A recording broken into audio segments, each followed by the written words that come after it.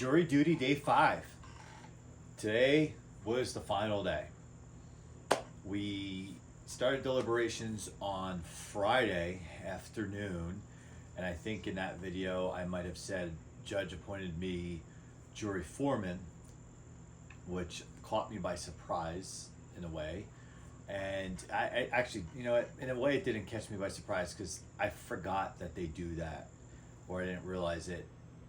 Maybe I did know that they appointed a jury foreman. I just wasn't thinking about it. So maybe that's why it kind of caught me by surprise, and then it was me. So today we arrived. We were supposed to be there at 9:10, and they typically, when the judge says we'll resume at 9:10. When we get back to the jury room, the court officer says be here by, so he said be there by 8:50. So typically I've been showing up 20 more minutes before the court appointed, the officer, the court officer tells us to. And so today was the first day of school for my kids, so I wanted to be at the bus stop. Luckily, not lucky for them, bus comes like 7:05, 7:03. So I had time after, because I had gone for a run, gone to the bus stop, then taken a shower, headed out the door. So I actually got there closer to 8:50 is where I'm going with this.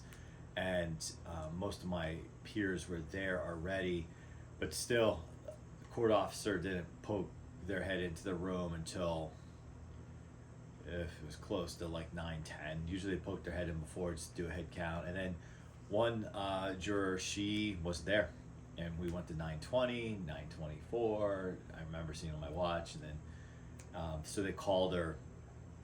She mistook the time, and she was on her way, and she came in the room. And before she came in the room, nobody in the room was aggravated. We were more or less thinking, oh, what would happen if someone no-showed, meaning like, do they adjourn until tomorrow or to the afternoon, or make us all wait?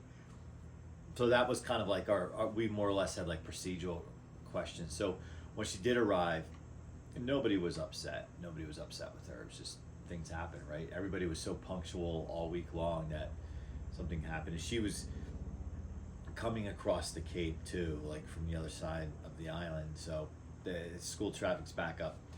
Anyway, so we got there and we waited, and the court officer, this time we had a woman who I guess was on vacation last week, so we never met her. Super nice lady, and we had the same guy with the mustache who we really liked too.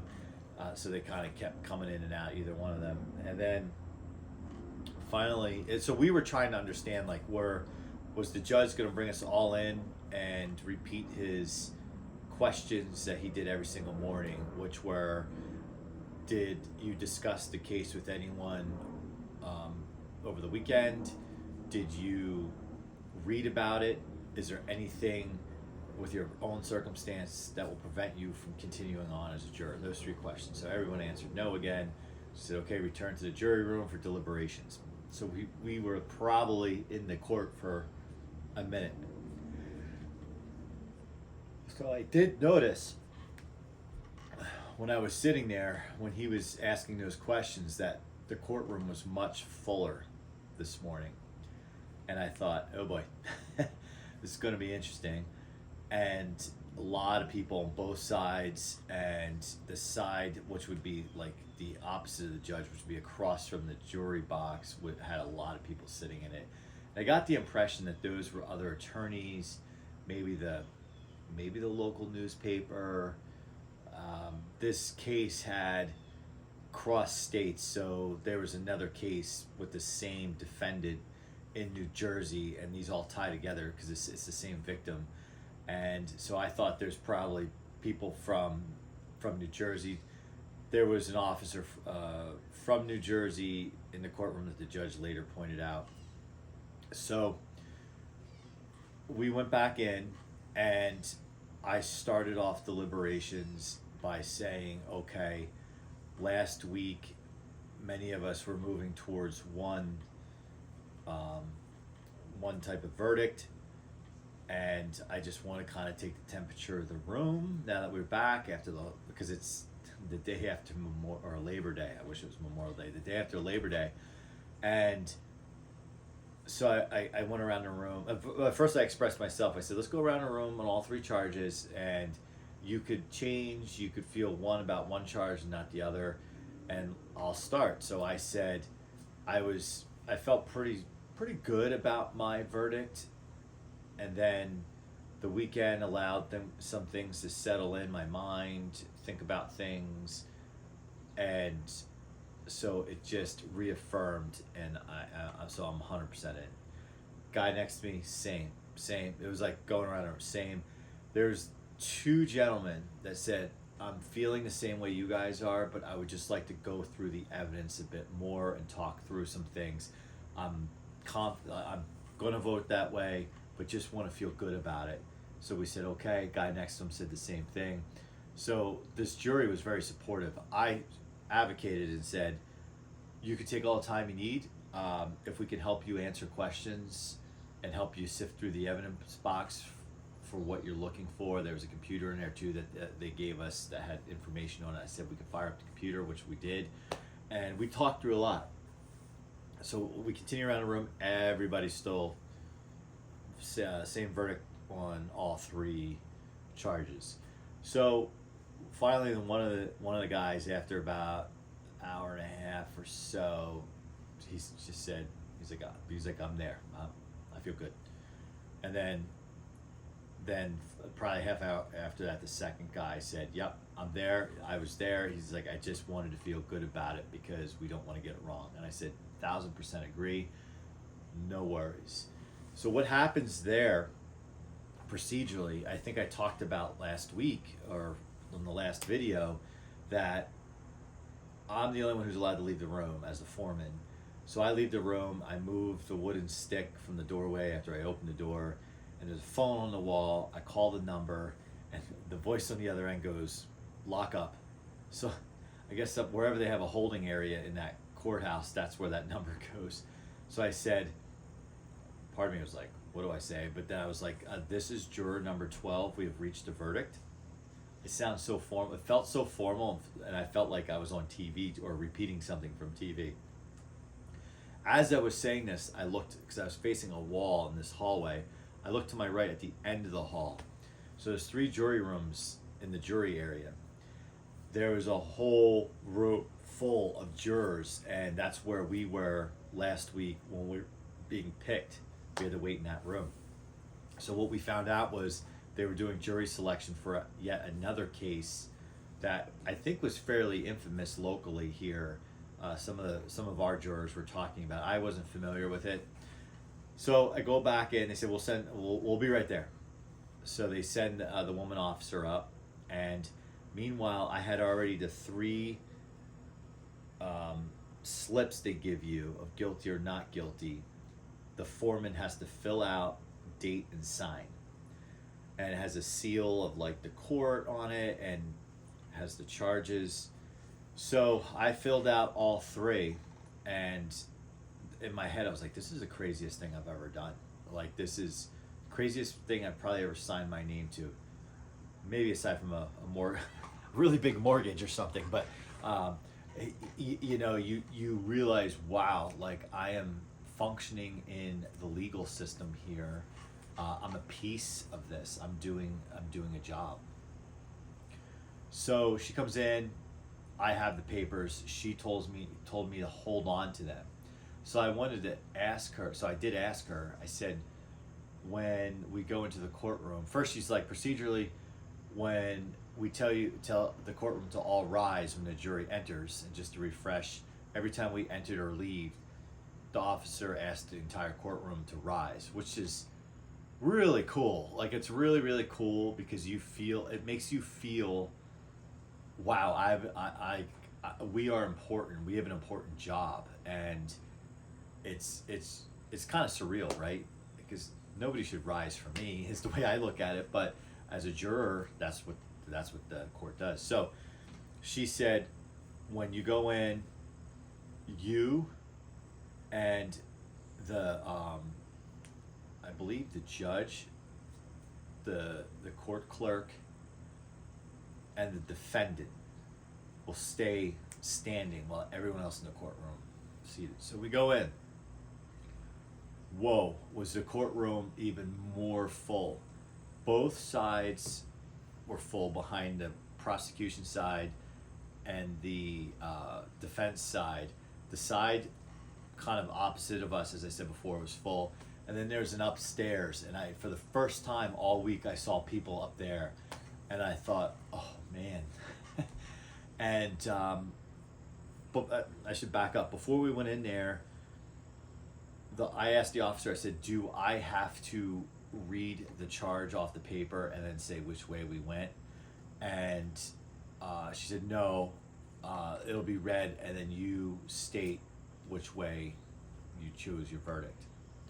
Okay. So we get in there, like I said, it's packed. And I already knew that I was just going to keep my eyeballs on whoever is like speaking to me in the courtroom. I thought it was going to be the judge because I feel like on TV it might be the judge, but it was the clerk. And this guy is a seasoned guy. Like, this guy is probably as old as the judge, but he seems well respected and he seems very like he runs a tight ship. Like part of his responsibility, he runs a tight ship. So he read while we were all standing, the jury was standing, he was standing, I think the judge was standing. I can't remember. And the defendant was standing.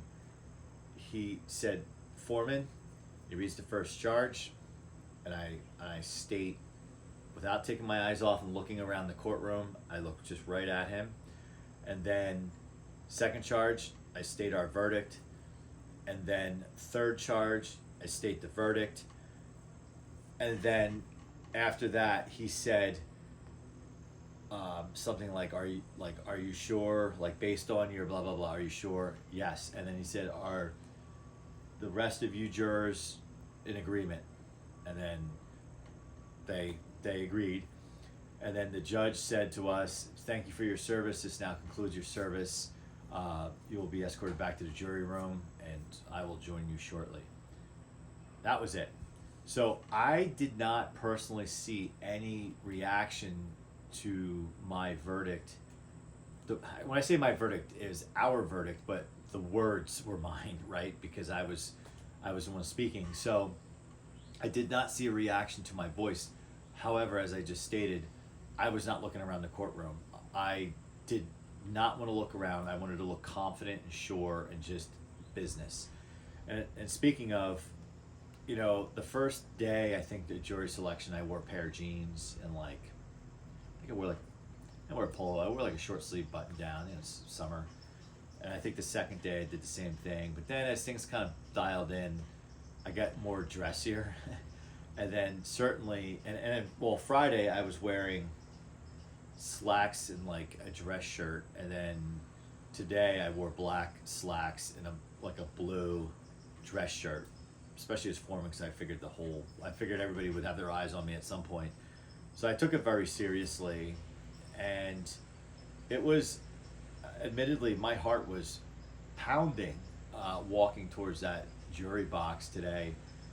Not because I was nervous of getting up in front of people. I do that for a living, and I only had to say a few words, and how hard was that? And how could you mess that up? But I knew my words were going to, one way or another, alter either one person or multiple people's lives. And that is a very powerful thing that this country empowers a jury to do.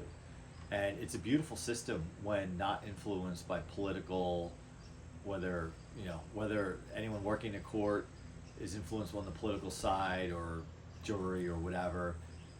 When it's allowed to function organically and naturally, it is beautiful. It is a privilege to be a part of. The case may be difficult, but the operation of it, how it functions, beautiful. So when we were done, we go back into the jury room, and everybody was like, phew. and it was really nice. My fellow jurors were like patting me on the back, like, nice job. I'm glad I didn't have to do that, and et cetera, et cetera. So I did ask. I said, were there any reactions to my words? And they said mostly, like, while the eyes were on me, they said people kept a poker face. Except, I guess someone said I don't want to give it away. I'm going to do another video and talk about the actual case. I just wanted to get through the day, but the next video, so that's the cliffhanger. If you want to know what the case was and what it was about and what happened, that's the next video where I'm going to talk about anything, and I'll respond to it in the comments as well. So, judge comes in to the jury room, and we're kind of like, you just kind of like, everyone was like able to like let their breath out and like catch their breath and like, okay. And we were kind of like, hey, it was nice meeting you. See you in 3 years, because that's the next time, the soonest we could be eligible for jury duty. Now, obviously, we'll never see these same jurors again on a jury, but it's kind of an inside joke. Even the court officer's like, I'll see you guys in 3 years. So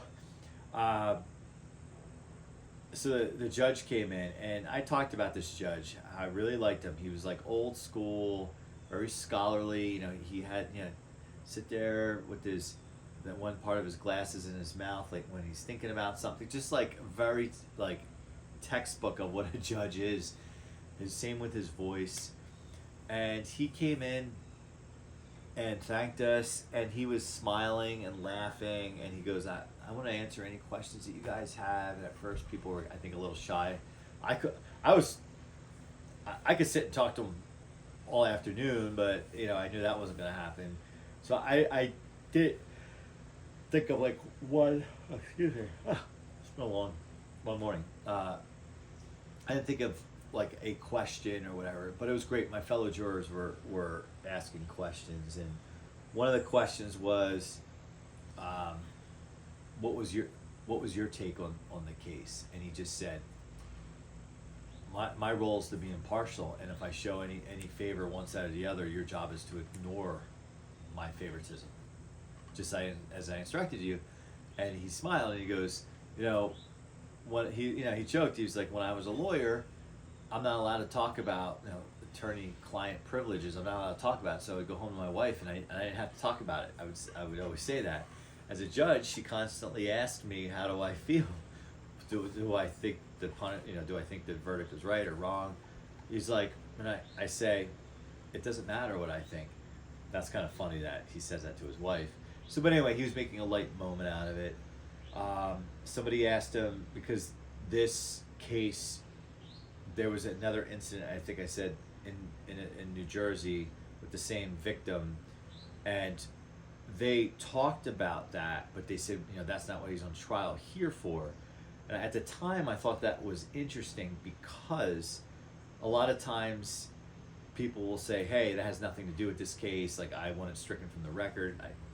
Granted, that's me watching a lot of TV, but they allowed it. So somebody asked in the jury room to the judge after the case was over, said, are they being tried in New Jersey for these other crimes, or have they been arrested? And he goes, I'll just put it this way. He said, that officer that's in the courtroom today, you can pretty much count on it. So that was a yes, because that was one of the things as we were deliberating, even though we were not able to factor that into our consideration, but we just thought it was interesting that we didn't hear one way or the other during the trial. So then another question was, oh shoot, what was the other question? There were some pretty good questions. But he was asking us, what could we do to make the experience as a juror better, aside from the waiting? He's like, we do the best we can, but there's just procedures and certain things that we only could talk about without others in the courtroom. And so, he talked about that. Oh, the other question I remembered is somebody asked is I actually don't want to say it, because I'll give away what's going on, but basically more so about like was, we figured out that he was in custody and then made bail because some of the other fellow jurors said like when they left on Friday, they saw like the family, like including the defendant, just like hanging out outside all together, and because we were curious, like, is he being detained? But I guess not. And someone said they thought he had made bail, which was irrelevant to our decision. You know, it's like, okay, if you can make bail, you make bail. So that is day. Like, I apologize to keep yawning. I need some caffeine. So, you have 3:30 this morning. So that was the day. And would I gladly do it again? Absolutely. Did I learn a lot?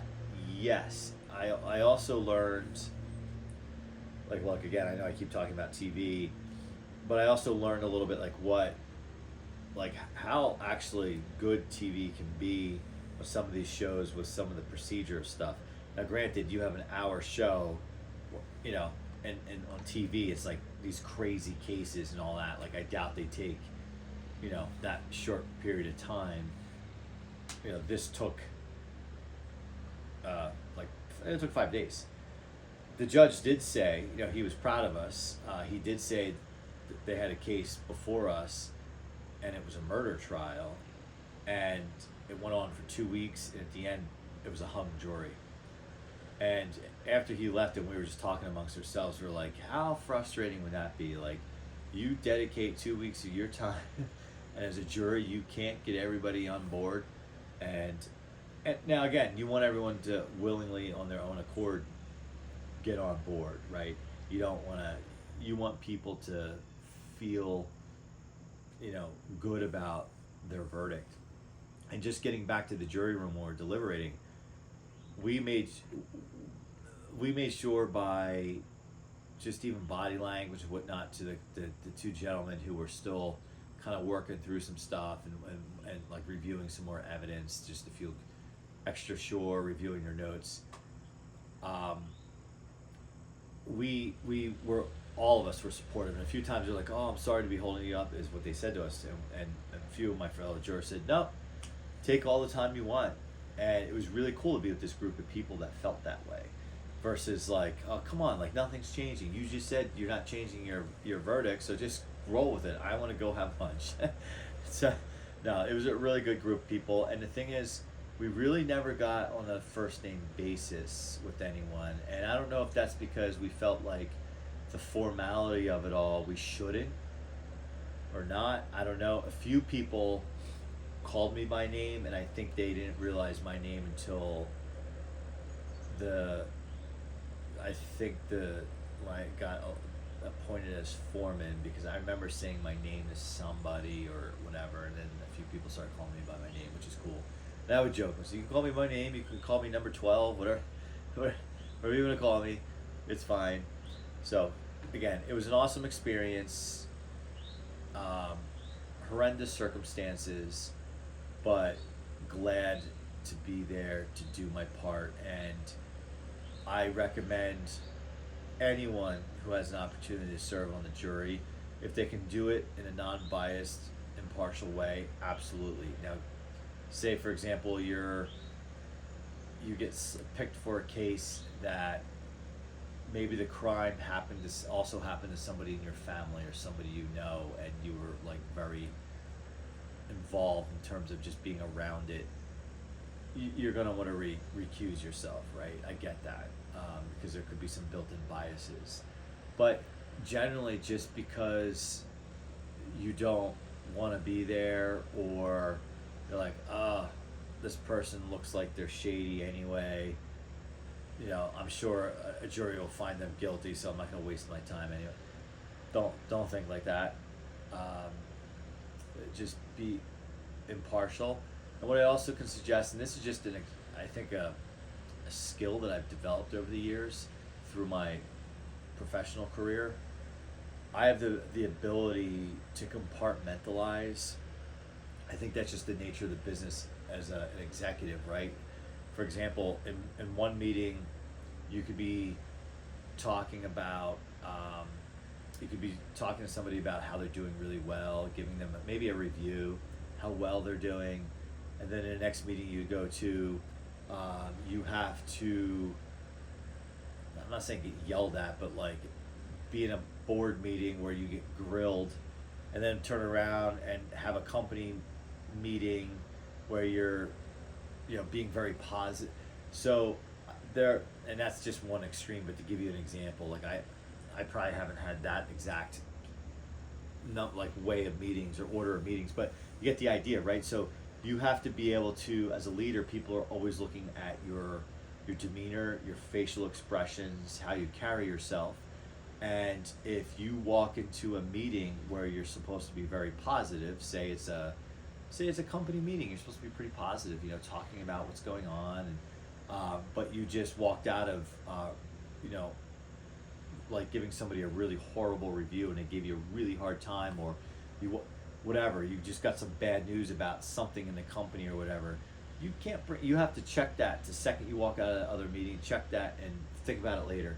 So I felt like, as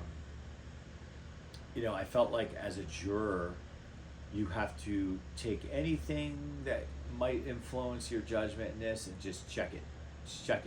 I have kids, check it at the door. I have, siblings, check it at the door. And for me, that works, right? So I was able to compartmentalize. Now, again, as I said before, if you experienced a crime or some type of trauma, that's different, right? Thankfully, to this point in my life, I have not. And other types of trauma, just life.